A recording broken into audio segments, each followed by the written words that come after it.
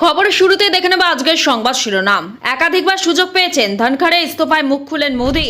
নথি দেখালেও মেলেনি রেহাই। বাংলাদেশি সন্দেহে ফের ভিন রাজ্যে আটক পরিযায়ী শ্রমিক। ওড়িশা ইস্যুতে নাম না করে প্রধানমন্ত্রীকে নিশানা। উত্তর চাইলেন মমতা। অভয়ার কথা মনে আছে? দায়ীকে পাল্টা শুভেন্দু। ঝলসে যাওয়ায় শনাক্তই হয়নি একাধিক দেহ। ঢাকায় বিমান দুর্ঘটনায় মৃত বেড়ে 31। ভোটার তালিকায় বিশেষ সংশোধনে তীব্র প্রতিবাদ মমতার। বিহারের মতো এসআইআর চাই, পাল্টা দাবি শুভেন্দুর। স্ত্রীর মাথায় পয়েন্ট ব্ল্যাঙ্ক রেঞ্জ থেকে গুলি, তারপরই স্বামী। ভয়ঙ্কর ঘটনা নাকাশিপাড়ায়। 26-এ ফের খড়গপুর থেকে ভোটে লড়ছেন, নিজেই উত্তর দিলেন দিলীপ ঘোষ। বাজারে ছড়িয়ে যাচ্ছিল এই নকল 500-এর নোট। টাকায় লেখা ছিল এই শব্দ। দুলে উঠল মাটি, থরথর করে কম্পন। ভোরেই ভূমিকম্প দিল্লিতে। ছিঁড়ে কুটি কুটি করে ফেলবেন ট্রাম্প, ভেঙে গুড়িয়ে দেবেন অর্থনীতি। আমেরিকা থেকে ফের ভারতকে হুঁশিয়ারি। বিজেপি নেতাকে থানায় ফোন করে ডেকে আনেন আইসি, তারপরই গ্রেফতার। থানায় চলছে বিক্ষোভ। 21শে জুলাইয়ে সবাই গিয়েছিলেন আর ফিরলেন না, কি হলো সানোয়ারের? ফের নিম্নচাপের চরম সতর্কতা। একই দিনে ভারী থেকে অতি ভারী বৃষ্টি। কতদিন চলবে? এবার আসছি বিস্তারিত খবরে। ভিডিওটি ভালো লাগলে লাইক করুন এবং আমাদের ইউটিউব চ্যানেলটি সাবস্ক্রাইব করুন। একাধিকবার সুযোগ পেয়েছেন, ধনখড়ে ইস্তফায় মুখ খুললেন মোদি। উপরাষ্ট্রপতি পদ থেকে ইস্তফা দিয়েছেন জগদীপ ধনখড়। সোমবার সারাদিন কাজের পর সন্ধ্যায় কোনো আগাম অনুমতি ছাড়াই রাষ্ট্রপতি ভবনে পৌঁছে যান তিনি। এরপর সেখানেই নিজে ইস্তফাপত্র জমা দেন তিনি, যা ইতিমধ্যেই গ্রহণ করেছেন রাষ্ট্রপতি দ্রৌপদী মুর্মু। তবে উপরাষ্ট্রপতি তথা রাজ্যসভার চেয়ারম্যানের ইস্তফা নিয়ে কম জল বয়ে যায়নি যমুনা হয়ে। ইতিমধ্যেই শাসক বিরোধী জলঘোলা শুরু হয়েছে। গোটা ব্যাপারটাকে সন্দেহের আতশকাচের নিচে ফেলে দেখছে বিরোধী শিবির। শারীরিক অসুস্থতা তত্ত্ব মানতে নারাজ তারা। তবে প্রধানমন্ত্রী নরেন্দ্র মোদী কিন্তু স্বাভাবিক রয়েছেন। মঙ্গলবার সকালে উপরাষ্ট্রপতি সহ বিভিন্ন পদে ধনখড়ের কাজের কথা উল্লেখ করেছেন তিনি। পাশাপাশি আগামী দিনে সে যাতে সুস্থ থাকে সেই বার্তাও দিয়েছেন প্রধানমন্ত্রী। এদিন নিজের এক্স হ্যান্ডেলে তিনি লিখেছেন, জগদীপ ধনখড় উপরাষ্ট্রপতি সহ নানা পদে দেশ সেবার একাধিকবার সুযোগ পেয়েছেন। আমি আশা রাখছি তার শরীর স্বাস্থ্য আগামী দিনে ভালো থাকবে। উল্লেখ্য, সোমবার 12:30টায় সংসদের ব্যবসায়িক উপদেষ্টা কমিটির সঙ্গে বৈঠক ছিল ধনখড়ের। অধিবেশন সংক্রান্ত নানা বিষয় নিয়ে আলোচনা হয়। বৈঠকে উপস্থিত ছিলেন জেপি নাড্ডা ও কিরণ রিজিজু। কিন্তু কিছুক্ষণ বৈঠকের পর তা স্থগিত হয়ে যায়। 4:30 আবার বৈঠক হবে বলে সিদ্ধান্ত নেওয়া হয়। বৈঠক হয়ও, চেয়ারে বসেন ধনখড়, কিন্তু নাড্ডা রিজিজুর খোঁজ মেলে না। যার জেরে বাতিল হয়ে যায় বৈঠক, আর সন্ধ্যা হতেই আসে ইস্তফার খবর। নথি দেখালেও মেলেনি রেহাই। বাংলাদেশি সন্দেহে ফের ভিন রাজ্যে আটক পরিযায়ী শ্রমিক। বাংলাভাষী বনাম বাংলাদেশি বিতর্কের মধ্যেই ফের ভিন রাজ্যে আটক পশ্চিমবঙ্গে পরিযায়ী শ্রমিক। এবার বাংলাদেশি সন্দেহে হরিয়ানায় আটক নদিয়ার 25 থেকে 30 জন পরিযায়ী শ্রমিক। পরিবারের অভিযোগ, ভোটার কার্ড, প্যান কার্ড, আধার কার্ড দেখানো সত্ত্বেও মেলেনি রেহাই। তেহট্ট, পলাশীপাড়া এবং নাকাশীপাড়া থানায় অভিযোগ দায়ের করেছে পরিবার। কাজের সন্ধানে ভিন রাজ্যে পাড়ি। পরিবারের মুখে অন্ন তুলে দিতে গিয়ে ওরা আজ পরিযায়ী। জীবন জীবিকার সন্ধানে এই রাজ্য থেকে কেউ মহারাষ্ট্রে, কেউ উত্তরপ্রদেশ, কেউ হরিয়ানায় কর্মরত। ভিন রাজ্যে বাঙালি পরিযায়ীদের একাংশকে হেনস্থার অভিযোগ বারবার সামনে আসছে। বাংলাদেশি সন্দেহে বাংলাদেশে পুশব্যাকের অভিযোগে এসেছে। এই আবহে ফের পশ্চিমবঙ্গের বাসিন্দাদের ভিন রাজ্যে আটক করা হলো। বাংলাদেশের নাগরিক সন্দেহে এবার হরিয়ানায় আটক নদিয়ার 25 থেকে 30 জন পরিযায়ী শ্রমিক। পরিবার সূত্রে খবর, তেহট্ট, পলাশীপাড়া ও নাকাশীপাড়া থেকে এই শ্রমিকরা বেশ কয়েক বছর আগে হরিয়ানায় কাজ করতে যান। অভিযোগ, দিন কয়েক আগে বাংলাদেশি তকমা দিয়ে ওই পরিযায়ী শ্রমিকদের আটক করা হয়। অভিযোগ, ভোটার কার্ড, প্যান কার্ড, আধার কার্ড দেখানো সত্ত্বেও রেহাই মেলেনি। ভিডিও বার্তার মাধ্যমে মুখ্যমন্ত্রীর কাছে কাতর আবেদন জানিয়েছেন তারা। তেহট্ট, পলাশীপাড়া ও নাকাশীপাড়া থানায় বিষয়টি জানিয়েছে পরিযায়ী শ্রমিকের পরিবার। পুলিশের হাতে আটক পরিযায়ী শ্রমিকদের পরিচয়পত্র তুলে দিয়ে মুক্তির আবেদন জানিয়েছেন পরিবারের সদস্যরা। দুশ্চিন্তায় দিন কাটছে তাদের। প্রশাসনের প্রতিক্রিয়া এখনো মেলেনি। গত সপ্তাহেও বিজেপি শাসিত হরিয়ানায় বাংলাদেশি সন্দেহে আটক করা হয়েছে নদিয়ার চাপড়া থেকে যাওয়া কয়েকজন পরিযায়ী শ্রমিককে। পেট চালাতে এই এলাকায় অনেকেই 15 বছর ধরে হরিয়ানায় বসবাস করেন। কেউ পরিযায়ী শ্রমিক, তো কেউ লোহার ছাট কেনা বেচার কাজ করেন। এলাকার বাসিন্দাদের দাবি, দিন কয়েক আগে তাদেরই একজনকে বাংলাদেশের নাগরিক সন্দেহে বিজেপি শাসিত হরিয়ানায় পুলিশ আটক করেছে। একাধিক নথি দেখালেও ছাড়া তো হয়নি, উল্টে বাংলাদেশে পুশব্যাকের হুঁশিয়ারি দেওয়া হয়েছে বলে অভিযোগ।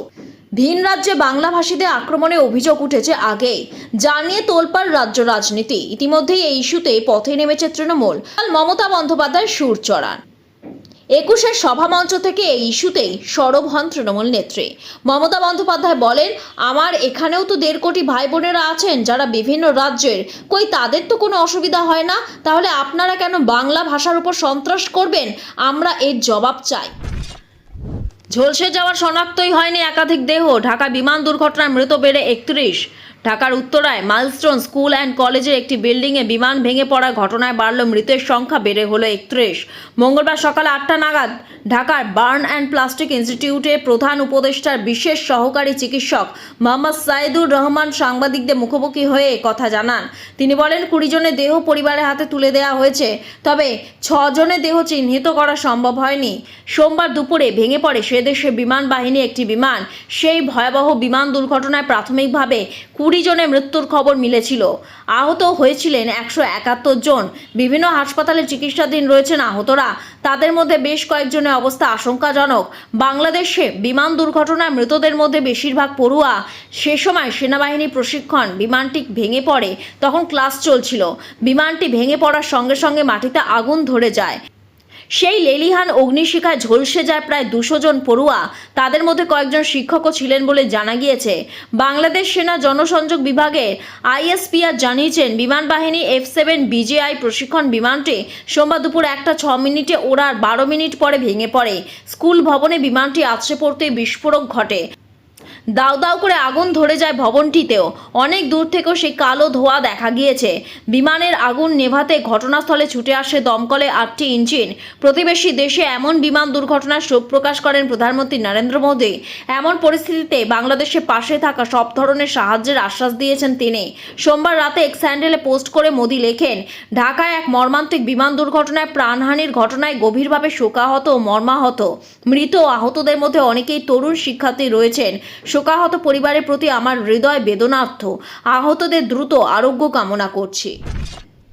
ওড়িশা ইস্যুতে নাম না করে প্রধানমন্ত্রীকে নিশানা, উত্তর চাইলেন মমতা। অভয়ের কথা মনে আছে? দায়ীকে পাল্টা শুভেন্দু। আরজিকর থেকে কসবার আইন কলেজ। রাজ্যে নারী নিরাপত্তা ইস্যুতে তৃণমূলকে আক্রমণ শানাচ্ছে বিরোধীরা। রাজ্যে সেই ইস্যুতে তৃণমূলকে বিঁধেছিলেন প্রধানমন্ত্রী নরেন্দ্র মোদী। 21শে জুলাই মঞ্চে পাল্টা ওড়িশা প্রসঙ্গ টেনে নাম না করে প্রধানমন্ত্রীকে জবাব দিলেন তৃণমূল নেত্রী মমতা বন্দ্যোপাধ্যায়। সম্প্রতি দুর্গাপুরে জনসভা থেকে আরজিকর কাণ্ড থেকে কসবা গণধর্ষণের প্রসঙ্গ টেনে তৃণমূলকে আক্রমণ করেছিলেন নরেন্দ্র মোদী। 21শে জুলাই সভা থেকে তা নিয়ে স্পষ্ট জবাব দিলেন মমতা বন্দ্যোপাধ্যায়।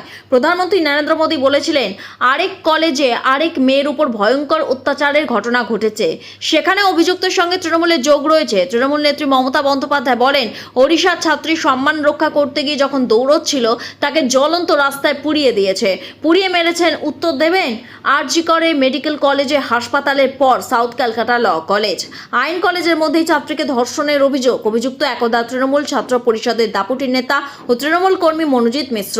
আরজি করের পর আইন কলেজে ঘটনা ঘিরে যখন তোলপাড় গোটা দেশ, পশ্চিমবঙ্গে নারী নিরাপত্তা ইস্যুতে যখন রাস্তায় নেমেছে বিরোধীরা, রাজ্যে এসে নারী নিরাপত্তা নিয়ে তৃণমূলকে বিঁধেছেন খোদ প্রধানমন্ত্রী নরেন্দ্র মোদী, তখনই বিজেপি শাসিত ওড়িশা থেকে নারী নির্যাতন, গায়ে আগুন, মৃত্যুর মতো একের পর এক ভয়ঙ্কর ঘটনা সামনে এসেছে।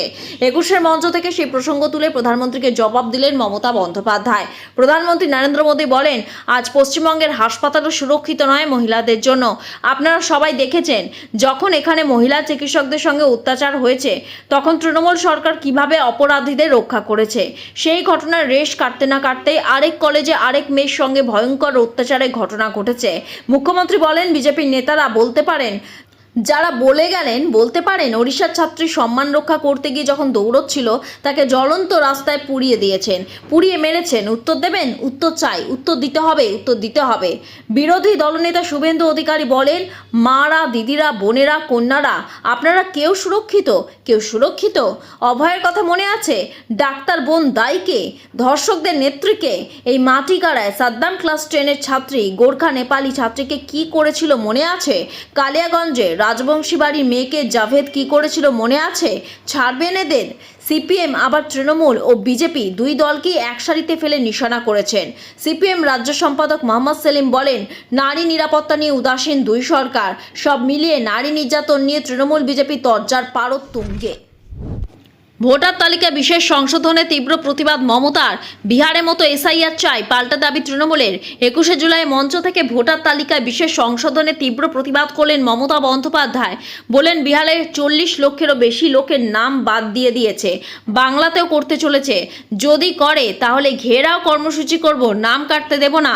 বিজেপি সাংসদ অভিজিৎ গঙ্গোপাধ্যায় বলেছেন, পশ্চিমবঙ্গে এরকম ইলেকটোরাল রোল ডিভিশন হলে অন্তত 30 লক্ষ লোক বাদ যাবে। নির্বাচন কমিশন ও বিজেপির আতাতের অভিযোগে সরব হয়েছেন তৃণমূল নেত্রী। পাল্টা জবাব দিয়েছেন শুভেন্দু অধিকারী। একদিকে বাংলা বাঙালি আবেগে শান, অন্যদিকে নির্বাচন কমিশনের বিরুদ্ধে জোরালোভাবে সরব হতে এবং ভোটার তালিকা বিশেষ সংশোধনে কড়া প্রতিবাদ করতে দেখা গেল মমতা বন্দ্যোপাধ্যায়কে। তৃণমূল নেত্রী মমতা বন্দ্যোপাধ্যায় বলেন, বিহারের 40 লক্ষেরও বেশি লোকের নাম বাদ দিয়েছে, বাংলাতেও করতে চলেছে। যদি করে তাহলে ঘেরাও কর্মসূচি করব, পুরো ঘেরাও হবে, পুরো আন্দোলন হবে। আমি নাম কাটতে দেব না, আমরা ডিটেনশন ক্যাম্প ঢোকাতে দেব না। যারা বাইরে আছে আমরা তাদের ছাড়িয়ে নিয়ে এসেছি, আমরা কোর্ট কেস করে ছাড়িয়ে নিয়ে এসেছি। আর এই যে আপনার আইন, সেটা আমরা বাতিল করব, আমরা এটা বদল করব, আমরা এটা মানব না, আমরা এটা মানব না, আমরা এটা মানব না। তমলুক বিজেপি সাংসদ অভিজিৎ গঙ্গোপাধ্যায় বলেন, আমরা চাইব পশ্চিমবঙ্গে এরকম ইলেকটোরাল রোল ডিভিশন হলে পরে অন্তত 30 লক্ষ লোক বাদ যাবে। আমরা দেখব জাল ভোটারে কতদিন ধরে কতজন, কতগুলো পার্টি কতদিন ধরে পশ্চিমবঙ্গে ক্ষমতায় আসতে পারে। বিজেপি যখন বারবার দাবি করছে পশ্চিমবঙ্গে ভোটার তালিকায় বিশেষ সংশোধন হলে লক্ষ লক্ষ অনুপ্রবেশকারী বাংলাদেশের নাম বাদ যাবে, তখন পাল্টা নির্বাচন কমিশন ও বিজেপির আতাতের অভিযোগে সরব হলেন। দাবি করলেন, ভোটার তালিকা থেকে নাম বাদ দেওয়ার ষড়যন্ত্র চলছে। শুভেন্দু অধিকারী বলেন, বিহারের মতো স্যার চাই। স্যার মানে কি? নিশ্চিত থাকুন, ধর্মীয় উৎপীড়নের কারণে যারা বাংলাদেশ থেকে হিন্দুরা এসেছেন তারা মোদিজির চোখে শরণার্থী, অনুপ্রবেশকারী নয়। এখানে ভারতীয় মুসলিমরা আছেন, আপনাদের কোনো চিন্তা নেই, এরাও রাষ্ট্রবাদী মুসলিম। আমরা আপনাদের সাথে আছি, কিন্তু রোহিঙ্গা মুসলমান, বাংলাদেশি মুসলমান একটাকে ভোটার তালিকায় থাকতে দেব না, দেব না, দেব না। সংবিধানকে আক্রমণ করছেন, নির্বাচন কমিশনকে আক্রমণ করছেন, রোহিঙ্গাদের সমর্থন করছেন, বাংলাদেশি মুসলমানদের সমর্থন করছেন। বাঙালিরা, ভারতীয়রা এটা মেনে নেবে না। রোহিঙ্গা মুসলমান, বাংলাদেশি মুসলমান পশ্চিমবঙ্গ থেকে বাদ গেলে মমতার জেতার কোনো সুযোগ নেই। বিহারে ভোটার তালিকায় বিশেষ সংশোধনী নিয়ে সুপ্রিম কোর্টে ধাক্কা খেয়েছে জাতীয় নির্বাচন কমিশন। আগে তারা জানিয়েছিল পরিচয় প্রমাণ হিসেবে আধার কার্ড, ভোটার কার্ড বা রেশন কার্ডের মতো নথি বিবেচিত হবে না। কিন্তু সুপ্রিম কোর্টের বিচারপতি এরা পর্যবেক্ষণে পরিষ্কার জানান, তাদের মতো এই নথিগুলিতে তালিকার অন্তর্ভুক্তি করা উচিত। এই মামলা পরবর্তী শুনানি রয়েছে 28শে জুলাই। স্ত্রীর মাথায় পয়েন্ট ব্ল্যাঙ্ক রেঞ্জ থেকে গুলি, তারপরই স্বামী। ভয়ঙ্কর ঘটনা নাকাশিপাড়ায়। স্ত্রীর মাথায় গুলি করে খুনের অভিযোগ স্বামীর বিরুদ্ধে, পুলিশের জালে গ্রেফতার অভিযুক্ত স্বামী। নদিয়া নাকাশিপাড়া থানার কালীর বাস এলাকার ঘটনা। জানা যায়, মৃত মহিলার নাম মহিলা বিবি। অভিযোগ, গতকাল রাতে আগ্নেয়াস্ত্র দিয়ে গুলি করে স্ত্রীকে খুন করেন হায়দার শেখ নামে অভিযুক্ত। রক্তাক্ত অবস্থায় ওই মহিলাকে হাসপাতালে নিয়ে গেলে চিকিৎসা করে মৃত বলে ঘোষণা করে। যদিও অভিযুক্ত পালানোর আগেই পুলিশের জালে ধরা পড়ে হায়দার। ধৃতকে মঙ্গলবার তোলা হবে আদালতে। পুলিশ ও স্থানীয় সূত্রে জানা গিয়েছে, বেশ কয়েক বছর আগে বিয়ে হয়, বৈবাহিক জীবনে অশান্তি লেগেই থাকতো। মাঝে মধ্যে বাড়ি থেকে চিৎকার চেঁচামেচির শব্দ শুনতে পেতেন প্রতিবেশীরা। কখনো কখনো পরিস্থিতি এমন জায়গায় পৌঁছয় যে প্রতিবেশীরা গিয়ে মধ্যস্থতা করতেন। সোমবার রাতে আচমকাই বাড়ি থেকে গুলির শব্দ শুনতে পান প্রতিবেশীরা। সেই শব্দ শুনতে পেয়েই প্রতিবেশীরা গিয়ে দেখেন হায়দারের স্ত্রী রক্তাক্ত অবস্থায় মাটিতে পড়ে কাতরাচ্ছেন। তাকে নিয়ে যখন প্রতিবেশীরা ব্যস্ত হয়ে পড়েন, ভিড়ের মাঝে পালিয়ে যাওয়ার চেষ্টা করেন হায়দার। তাকে ধরে পুলিশের হাতে তুলে দেওয়া হয়। কী কারণে স্ত্রীকে খুন করলো তা নিয়ে ধোঁয়াশা তৈরি হয়েছে। এর পিছনে বিবাহ বহির্ভূত সম্পর্কে বিষয় রয়েছে কিনা তা খতিয়ে দেখছে পুলিশ। 26শে ফের খড়গপুর থেকে ভোটে লড়ছেন, নিজেই উত্তর দিলেন দিলীপ ঘোষ। বঙ্গ রাজনীতিতে ফের স্বমহিমায় ফিরছেন দবাং নেতা দিলীপ ঘোষ। শ্রমিক ভট্টাচার্যের বঙ্গ বিজেপি নতুন রাজ্য সভাপতি হওয়ার পর থেকে দিলীপকে আগের মতো সক্রিয় ভূমিকায় দেখা যাচ্ছে। প্রতিদিন প্রাতঃভ্রমণে, জনসংযোগ ও সংবাদ মাধ্যমে মুখোমুখি হওয়া, সবেতেই বেশ তৎপর তিনি। মঙ্গলবার সকালে খড়গপুর শহরে দলীয় কর্মীদের সঙ্গে জনসংযোগের সময় জানতে চাওয়া হয়, 26শে বিধানসভা ভোটে কি তাহলে খড়গপুর থেকে লড়তে দেখা যাবে তাকে। বেশ ইঙ্গিতপূর্ণ জবাব দিলেন রাজ্য বিজেপির প্রাক্তন সভাপতি। বললেন, তোমরা যদি বলো চেষ্টা করব। খানিকটা আক্ষেপের সুরে বললেন, দল যা বলবে করব। দলের আমার কাছে কিছু চাওয়ার নেই, আমারও দলের কাছে কিছু চাওয়ার নেই। 2016 সালে বিধানসভা নির্বাচনে খড়গপুরের সদর থেকে গেরুয়া শিবিরে প্রার্থী হন তৎকালীন রাজ্য সভাপতি। আর ভোটে দাঁড়িয়ে রীতিমতো জায়ান্ট কিলার হয়ে যান। খড়গপুরে 8 বারে বর্ষিয়ান বিধায়ক কংগ্রেসে জ্ঞান সিং মোহন পালকে হারান দিলীপ। এরপর 2019 সালে লোকসভা নির্বাচনে মেদিনীপুর কেন্দ্র থেকে লড়াইয়ে তাকে নামায় বিজেপি। সেবার জিতে সাংসদ হন। পরে 2021 সালে খড়গপুর বিধানসভা কেন্দ্রে দিলীপ ঘোষের বদলে ভোটে জিতে বিধায়ক হন টলি তারকা হিরণ চট্টোপাধ্যায়। পরের লোকসভা ভোটে অর্থাৎ 2024 সালে দিলীপ ঘোষের কেন্দ্র বদলে দেওয়া হয়। সেবার দলের ইচ্ছায় তিনি বর্ধমান দুর্গাপুর থেকে প্রার্থী হয়েছিলেন, কিন্তু হেরে যান। আবার আসছে 26শে বিধানসভা নির্বাচন। তার আগে দিলীপ ঘোষের রাজনৈতিক কেরিয়ার গ্রাফও যথেষ্ট উত্থান পতনের মধ্যে দিয়ে এগিয়েছে। কখনো রাজ্য নেতৃত্বে একাংশের সঙ্গে চাপা সংঘাত, অভিমানে দলীয় কর্মসূচি এড়িয়ে যাওয়া, দিল্লিতে শীর্ষ নেতৃত্বের কাছে কোণঠাসা হওয়ার মতো পরিস্থিতির শিকার হতে হয়েছে তাকে। সেসব কাটিয়ে এখন আবারও রাজনীতির সঙ্গে আষ্টেপৃষ্ঠে জড়িয়ে থাকছেন দিলীপ ঘোষ। সক্রিয়তা বাড়াচ্ছেন জেলায় জেলায়। নিজের গড় খড়গপুরে তাকে প্রায়শই দেখা যাচ্ছে, এমনকি নিজের মতো কর্মসূচিও করছেন। তবে কি ফের ভোটযুদ্ধের আগে পায়ের তলার জমি শক্ত করছেন? এই প্রশ্ন উকি দেওয়ার মাঝে দিলীপ নিজেই জানালেন, দল এবং অনুগামীরা চাইলে তিনি খড়গপুরে প্রার্থী হতেই পারেন। ফের নিম্নচাপের চরম সতর্কতা। এই দিন থেকে ভারী থেকে অতি ভারী বৃষ্টি কতদিন চলবে? ফের সাগরে ঘনাচ্ছে নিম্নচাপ। বৃহস্পতিবার থেকে রবিবার পর্যন্ত দক্ষিণবঙ্গে ভারী থেকে অতি ভারী বৃষ্টি পূর্বাভাস। দক্ষিণবঙ্গে শুক্রবার থেকে রবিবার পর্যন্ত বিক্ষিপ্তভাবে ভারী বৃষ্টি হবে। আগামীকাল উত্তর বঙ্গোপসাগরে তৈরি হবে ঘূর্ণাবর্ত। বৃহস্পতিবার নিম্নচাপ তৈরি হবে। তার প্রভাবে কাল থেকে দক্ষিণবঙ্গে বৃষ্টির পরিমাণ বাড়বে। ভারী বৃষ্টি আশঙ্কা থাকবে দক্ষিণ 24 পরগনা, পূর্ব মেদিনীপুরে। বৃহস্পতিবার অতি ভারী বৃষ্টি হতে পারে বাঁকুড়া, পুরুলিয়া, পূর্ব পশ্চিম মেদিনীপুর, হুগলি এবং দক্ষিণ 24 পরগনায়। কলকাতা সহ বাকি জেলাগুলিতে বিক্ষিপ্তভাবে 2-1 পশলা ভারী বৃষ্টি পূর্বাভাস রয়েছে। বৃহস্পতিবার থেকে মৎস্যজীবীদের সমুদ্রে যেতে নিষেধ করা হয়েছে। আগামীকাল দক্ষিণবঙ্গের সব জেলায় বৃষ্টির দাপট কম থাকবে। সব জেলাতেই বিক্ষিপ্তভাবে হালকা থেকে মাঝারি বৃষ্টি হতে পারে। তবে বৃষ্টির পরিমাণ বাড়বে বুধবার থেকে টানা 4 দিন দক্ষিণবঙ্গের জেলায় জেলায় ভারী থেকে অতি ভারী বৃষ্টি পূর্বাভাস রয়েছে। নিম্নচাপের জেরে দক্ষিণবঙ্গে আবারও দুর্ভোগের আশঙ্কা রয়েছে। নিম্নচাপের প্রভাবে 24শে জুলাই বৃহস্পতিবার থেকে পরবর্তী নোটিশ না পাওয়া পর্যন্ত মৎস্যজীবীদের সমুদ্রে যেতে নিষেধাজ্ঞা। মৌসুম ভবনের তরফে বলা হয়েছে, বুধবার উত্তর বঙ্গোপসাগরে তৈরি হবে ঘূর্ণাবর্ত। 24শে জুলাই বৃহস্পতিবার নিম্নচাপ তৈরি হবে উত্তর বঙ্গোপসাগরে। কাল বুধবার থেকে বিক্ষিপ্তভাবে ভারী বৃষ্টি শুরু। বাড়বে বজ্রবিদ্যুৎ সহ বৃষ্টির পরিমাণ। বেশিরভাগ জেলায় বেশ কিছু এলাকায় বজ্রবিদ্যুৎ সহ হালকা থেকে মাঝারি বৃষ্টির সঙ্গে 30 থেকে 40 কিলোমিটার দমকা ঝোড়ো বাতাস বইবে। ভারী বৃষ্টি আশঙ্কা থাকবে দক্ষিণ 24 পরগনা, পূর্ব মেদিনীপুরে। শুক্রবার মূলত মেঘলা থাকবে। নিম্নচাপের বৃষ্টি দক্ষিণবঙ্গে। অতি ভারী বৃষ্টি আশঙ্কা বাঁকুড়া, পুরুলিয়া, পশ্চিম বর্ধমান ও ঝাড়গ্রাম জেলাতে। ভারী বৃষ্টির সম্ভাবনা থাকবে দক্ষিণবঙ্গের একাধিক জেলায়। পূর্ব পশ্চিম মেদিনীপুর, দক্ষিণ 24 পরগনা, হুগলি, পূর্ব বর্ধমান এবং বীরভূম জেলাতে ভারী বৃষ্টি আশঙ্কা। সব জেলাতে বিক্ষিপ্তভাবে বজ্রবিদ্যুৎ সহ হালকা মাঝারি বৃষ্টির সঙ্গে হালকা দমকা ঝোড়ো বাতাস বইবে। শনি রবিবার বিক্ষিপ্তভাবে ভারী বৃষ্টি দক্ষিণবঙ্গে চলবে। শনিবার ভারী বৃষ্টির সম্ভাবনা বেশি থাকবে পূর্ব ও পশ্চিম মেদিনীপুর, ঝাড়গ্রাম, পুরুলিয়া, বাঁকুড়া, পূর্ব ও পশ্চিম বর্ধমান, হুগলি, হাওড়া এবং দক্ষিণ 24 পরগনা জেলাতে। শুক্রবার থেকে রবিবার পর্যন্ত বিক্ষিপ্তভাবে ভারী বৃষ্টির সম্ভাবনা দার্জিলিং, কালিম্পং, জলপাইগুড়ি জেলাতে।